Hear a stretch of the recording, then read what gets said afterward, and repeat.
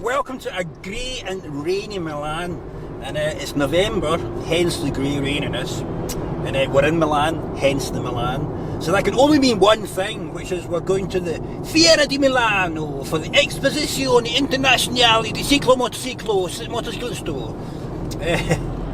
It's the EICMA show, EICMA show, and it's where you see all the new bikes for next year. So we've got lots of all the brand new models for 2020 are on show at a big hall, which is where we're going to go. So we're going to kick the hire car into high boost and get there toot sweet and show you what's going on.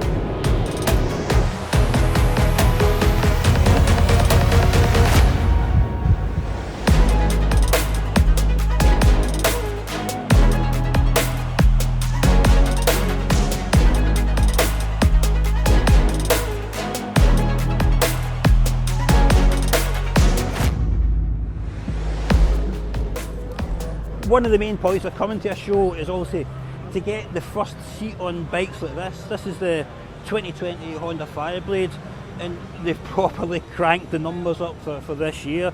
They've gone all out in terms of engine performance and given it a chassis to match. The inline 4 engine, there's no V4 or V5 any of that kind of stuff, but they've given it a massive bore, 81mm bore, which is the same size as you get on MotoGP bikes and Ducati's V4R. And that gives them the potential to get masses of peak horsepower. And they've got quite a bold claim for the peak power, 215 horsepower just about from this 999cc engine. Can't wait to get a proper ride on it.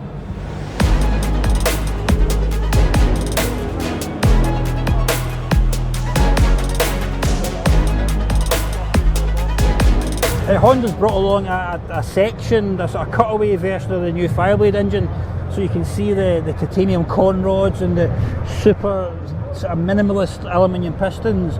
And up the top you can see the cams have got that black DLC coating which they borrowed off the RC213V. So it's impressive stuff. The Tracer 700 has been quite an important bike for Yamaha over the past few years. It's basically the MT-07's a parallel twin engine and a kind of light adventure treatment.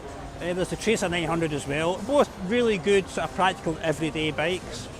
And for 2020 Yamaha's given the Tracer 700 a little bit of an update, nothing too extensive or in-depth, it's got a different look, it's got a really sort of sweet new dual LED headlight front fairing, some tweaks to the engine, tweaks.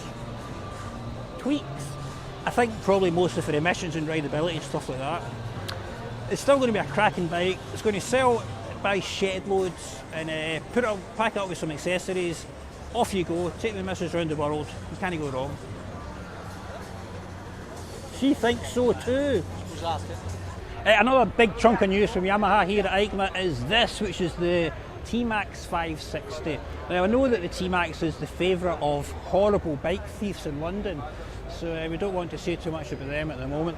But for 2020 we've got a new Euro 5 engine, more capacity, 3.5% more power, 47.5 horsepower, so up there. So it's going to be even faster, even cleaner, even sharper.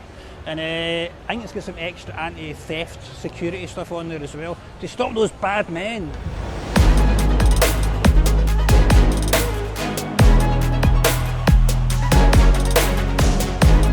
Normally you sit at the front of a motorbike for a nice video program piece like this, but we're at the back of this one because it's the MV Agusta Brutale Rush. It's like a special edition of the Brutale 1000, and the designer Adrian Morton, he's gone to town on it. He's given it a really mad, crazy, extreme style and overhaul. We've got this at the back here, which is a carbon fibre aerodynamic cover for the rear wheel. The way they've had it in race bikes before, but this is the first time on a street bike. We've got this SC Projects exhaust, which is really nice, double shotgun exhaust, and we've got this really abbreviated rear end unit, and it's supposed to evoke the craziness, the emotion, the adrenaline rush of the drag strip, and with 208 horsepower, there's not going to be a shortage of adrenaline with it, I don't think. It's not the first time this bike's been on show from Kawasaki. They released it a couple of weeks ago at the Tokyo Motor Show, but this is the first chance we've had in Europe to see the H2Z, which is their supercharged naked bike. So looks, I mean, you can see it's the roots are very much from the H2 superbikes. So you've got the 1000cc supercharged engine, you've got the sort of steel trellis frame in red instead of green. It's got 200 horsepower, which is pretty good, isn't it? I'm not 100% convinced about the style, and it looks a bit big and heavy from the front, I think, and it's been a bit controversial in some sectors.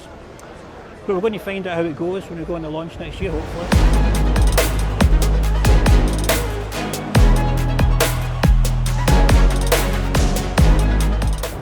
There's lots of interesting little nibs and bits and pieces when you come to the show, like this. It's the new cubic wave disc from Galfer Brakes. Galfer were the first to come out with this sort of wave brake disc years ago, and this is a new, sort of very extreme version of the sort of wave brake disc.